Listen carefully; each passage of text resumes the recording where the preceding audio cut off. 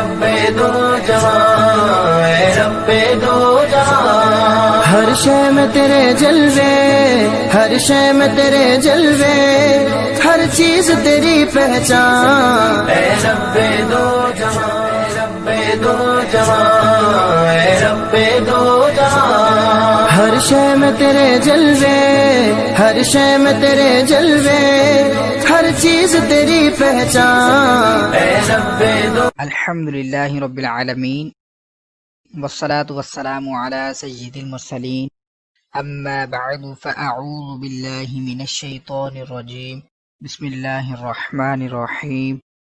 سبق شروع کرنے سے پہلے میں آپ سے گزارش کروں گا کہ آپ اس چینل کو سبسکرائب کر دیجیے۔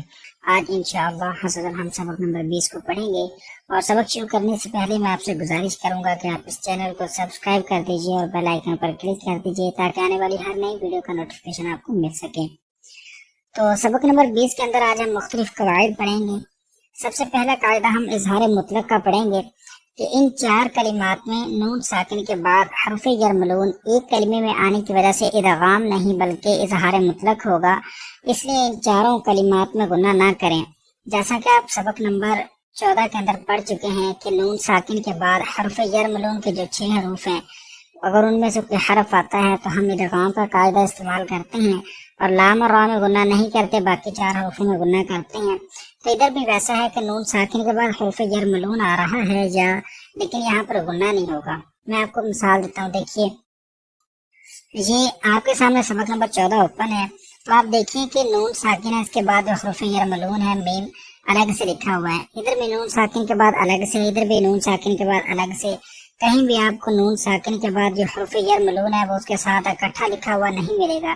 لیکن اس لیسن کے اندر آپ نے دیکھا کہ نون ساکن کے بعد حرف یرملون اس کے ساتھ ہے، تو اس لیے ان 4 کلمات میں ہم نے گناہ نہیں کرنا ہے، ادغام کا قاعدہ نہیں بلکہ اظہار مطلق کا قاعدہ استعمال کریں گے، اور ہمیں ان 4 میں گناہ نہیں کرنا۔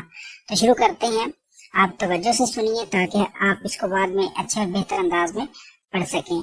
اعوذ باللہ من الشیطان الرجیم، بسم اللہ الرحمن الرحیم، دال نون پیش دن، یا الف زبر یا، دنیا، با نون پیش بن، یا الف زبر یا، بن یا، نون دو پیش نون، بن یا نون، صاد نون زیر سن، واو الف زبر وا، سن وا، نون دو پیش نون، سن و نون، قاف نون زیر قن، واو الف زبر وا، قن و، نون دو پیش نون، قن و نون۔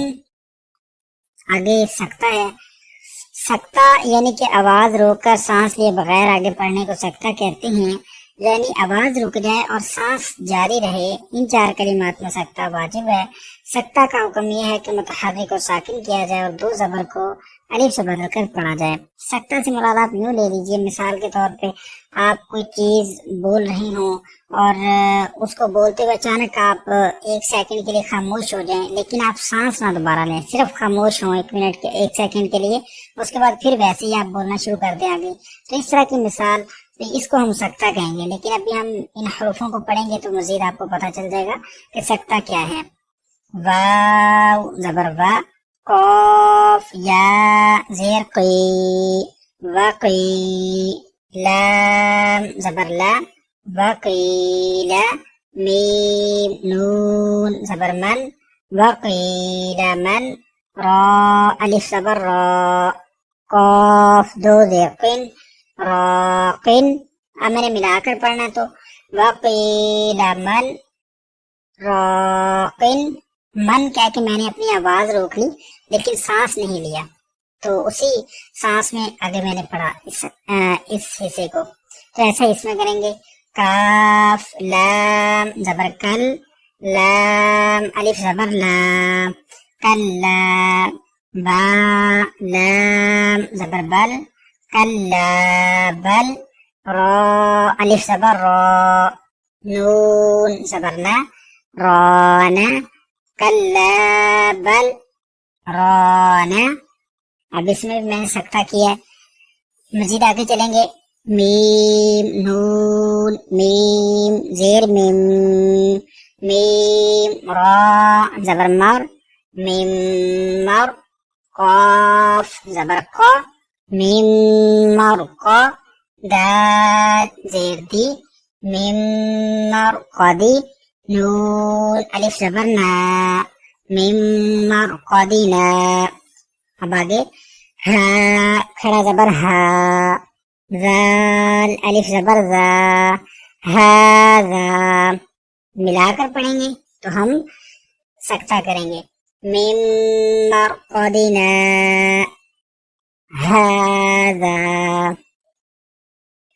عین زیر عی واو زبر با عیبا جیم دو زبر جن عیبا جن قاف یا زبر قی یا زیر جی قی میم دو زبر من قی من.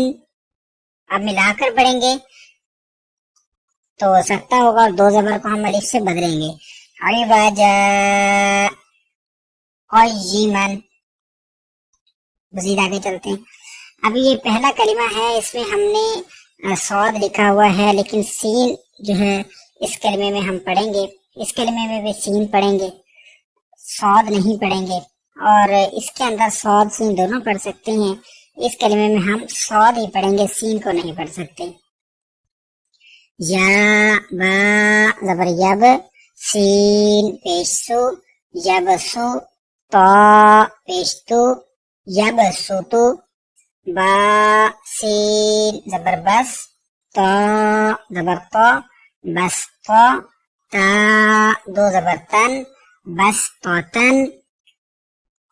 حمزہ میم زبر ام ہا پیش ہو ام ہو میم لام پیش مل ام ہو مل میم پیش مو ام ہو مل مو صاد یا زبر صی ام ہو مل مصی تا زیر طی ام ہو مل مصیطی را واو پیش رو ام هم المسيطرون نون زبرنا ام هم المسيطرون.